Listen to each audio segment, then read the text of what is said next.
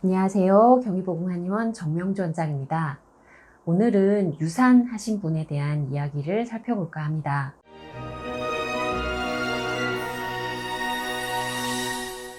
올 1월에 계류유산을 한번 하셨는데 이번 6월 달에도 계류유산을 또 하셨다라고 해요. 연달아 유산을 2번을 겪으셔서 많이 힘드실 것 같은데 이후 임신을 준비를 하는데 혹시나 또 유산하지 않을까 불안한 마음에 글을 올려주셨습니다. 우선은 유산에 대한 부분과 그리고 유산 후 방지에 대한 부분을 두 가지를 나눠서 얘기를 드려야 할 것 같습니다.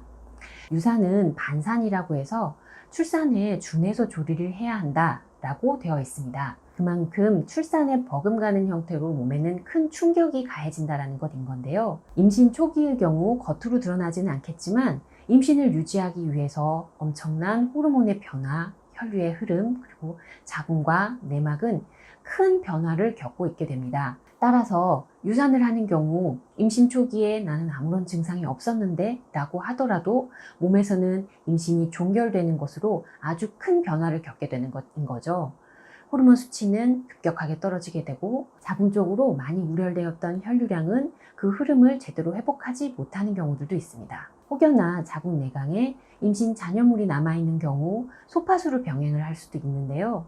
소파술로 그 임신 잔여물을 긁어내는 경우 내막의 손상을 유발할 수도 있고 자궁 내막은 다음 임신에도 아주 중요한 요소이므로 유산 후에 반드시 회복을 고려를 해야 되는 대상이 됩니다. 유산을 겪게 되면 임신이 종결되는 상태로 인해서 난소에서는 바로 다음번 배란을 위해 호르몬 변화를 준비를 해야 되는 것인 거고 임신을 유지를 했었다가 탈락을 하게 되는 자궁 같은 경우에는 내막을 새로 준비를 해야 되는 과정 그리고 우려되었던 자궁 내부의 혈류량을 스스로 조절을 해야 되는 과정들을 겪게 됩니다.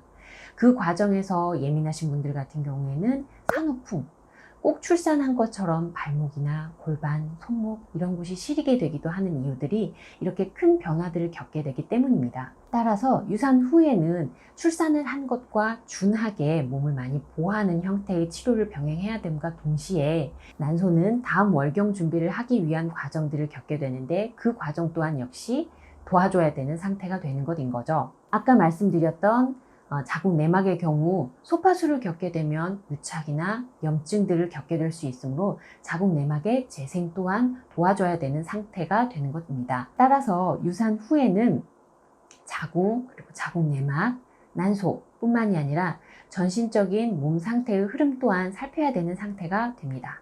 그렇기 때문에 출산에 준해서 치료를 해야 된다라고 말을 해두게 되는 것인 거죠. 또 질문자님처럼 유산이 연속으로 2번 발생한 경우에 3번째 유산까지 초래되는 경우 습관성 유산의 진단을 받으실 수 있습니다. 유산은 반복될수록 그 확률이 높아지게 되어서 유산 후에 재발 방지를 위한 치료가 필요하게 되는데요. 초기 유산의 경우 원인이 명확하지 않은 경우가 대부분입니다. 따라서 병원에서는 질문자님처럼 별 문제 없는데 유산이 반복되었다라고 평가를 하게 되는 것인 거죠. 따라서 초기 유산의 경우에는 광범위하게 원인을 살펴야 됩니다. 정자와 난자, 수정란이 착상하게 되는 자궁과 내막의 상태 또한 살펴서 어떤 원인들로 인해 유산을 겪게 되었는지를 평가를 하고 이후에 각각의 원인에 따라 여성분의 난자의 질 또는 자궁과 내막의 상태 또는 남성분의 정자의 질을 개선을 시켜야 되는 경우 각각의 상태에 따라서 적절한 치료를 병행하게 됩니다. 다음 시간에는 습관성 유산에 대한 진단을 받고 내원하신 분의 임신 유지 과정에 대해서 설명드리도록 하겠습니다. 감사합니다.